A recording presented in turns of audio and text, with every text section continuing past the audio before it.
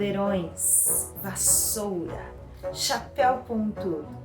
Essas são as formas mais comuns de se reconhecer uma bruxa em desenhos, filmes ou outras manifestações culturais. Mas será apenas esses elementos que identificam uma bruxa? Aliás, será que as bruxas existiram ou existem de verdade? Para o Halloween, separamos esse vídeo para falarmos delas, as bruxas. Retratadas de diversas formas na cultura mundial, as bruxas e bruxos surgem envoltos em diferentes atmosferas, como medo, suspense, humor, romance e muito mais. Há bruxas boas e más, espertas ou atrapalhadas, como Madame Mim dos quadrinhos, Elvira do cinema, Samantha da clássica série Feiticeira, Geralt da famosa franquia The Witcher e vários outros. Aquelas que assustam as crianças ou enganam princesas com maçãs envenenadas. Por outro lado, há personagens que ajudam a combater o mal e buscam o bem comum.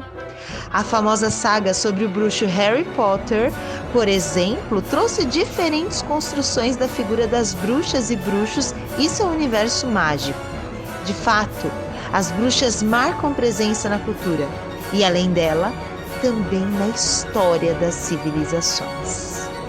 Sim, porque elas não são apenas ficção. Houve muitas pessoas consideradas bruxas ou bruxos na vida real. Por conta disso, muitos foram perseguidos e condenados. E para saber mais, apresentamos a seguir 7 curiosidades sobre as bruxas. As bruxas sempre existiram. Na cultura céltica, por exemplo, eram pessoas que rezavam para a natureza. Eram curadores, que usavam o saber das plantas para preparar poções. No registro histórico, temos a aparição das bruxas no Antigo Testamento. No livro de Samuel, cerca de 9 séculos antes de Cristo, o rei Saul pede ajuda à bruxa de Endor para que invoque o profeta Samuel a fim de que ele possa antever o resultado da batalha contra os filisteus. Na mitologia nórdica, Freia, reverenciada como a deusa do amor e da fertilidade, tinha uma carruagem puxada por gatos e possuía um manto mágico com penas de falcão que a transformava nessa ave.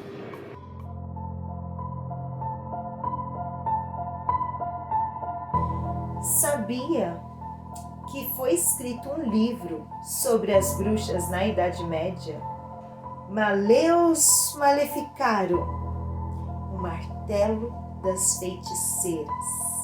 Esse livro foi escrito em 1486 por 2 monges dominicanos alemães e tinha como objetivo servir como um guia que ia ajudar a identificar, interrogar e caçar as bruxas.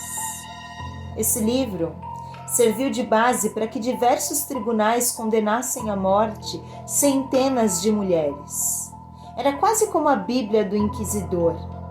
Estima-se que cerca de 30.000 exemplares foram impressos e distribuídos entre a Europa e o Novo Mundo. Esse livro foi dividido em 3 partes. A primeira foi dedicada a revelar os poderes do demônio, como clarividência, magias, feitiçarias, conjurações de desastres naturais e etc. Tudo que era associado às bruxas. A segunda parte ensinava como identificar uma bruxa e como neutralizá-la. E a terceira parte era onde havia os julgamentos e punições.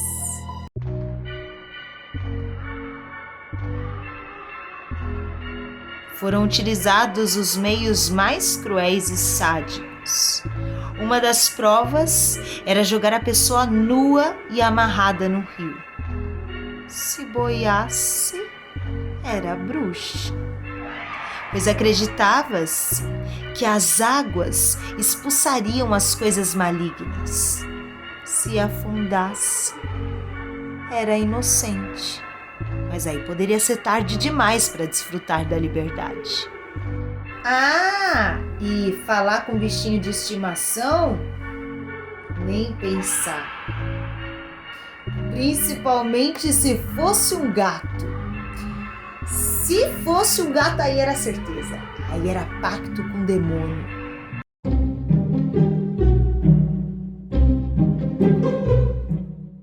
Os chapéus, comumente usados pelas camponesas, e seus caldeirões, que eram usados para preparar remédios, também eram vistos como ferramentas do mal. Aliás, é daí que surge o estereótipo das bruxas que conhecemos hoje. O Vaticano estabelecia que o poder maligno podia se manifestar naquilo que era considerado feio. Por exemplo, uma verruga, uma corcunda, alguma deformidade física, uma cicatriz de nascença. Tudo isso podia ser considerado como uma manifestação de bruxaria.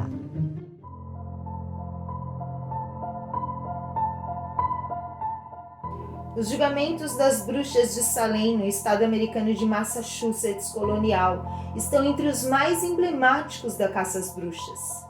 Entre 1692 e 1693, mais de 200 pessoas foram acusadas de praticar bruxarias. Tudo começou quando a filha do reverendo Samuel Parris, o nome da filha era Beth, e a sobrinha, Abigail Williams, apresentaram umas estranhas convulsões e contorções corporais assustadoras. Os médicos, sem saber o que era, atribuíram o problema à feitiçaria. Como na época isso era perfeitamente factível, logo saíram em busca dos culpados. Ao serem questionados sobre quem poderia ter feito um feitiço maléfico, as jovens acusaram a escrava Tituba, que trabalhava para a família Parris, que contava histórias de voodoo às garotas. Pressionada, a escrava tratou de confessar que tinha feito um pacto com demônios e acabou também acusando Sarah Good, uma moradora de rua, e Sarah Osborne, uma idosa pobre. Muitos outros casos envolvendo feitiçaria foram relatados por outras garotas. E a histeria tomou conta da cidade e resultou na prisão e julgamento de 200 pessoas, sendo que 20 delas foram condenadas à morte.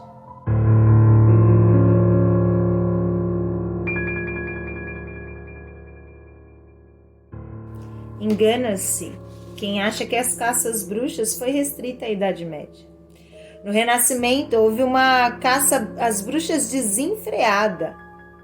Mais de 3.000 pessoas foram executadas na Escócia entre os anos de 1560 e 1707. Toda a Europa foram contabilizadas mais de 50.000 execuções, sendo 85% das vítimas compostas por mulheres. Grande parte dessas mulheres eram curandeiras, pobres e parteiras. A última execução por bruxaria aconteceu no ano de 1782, 7 anos antes da Revolução Francesa.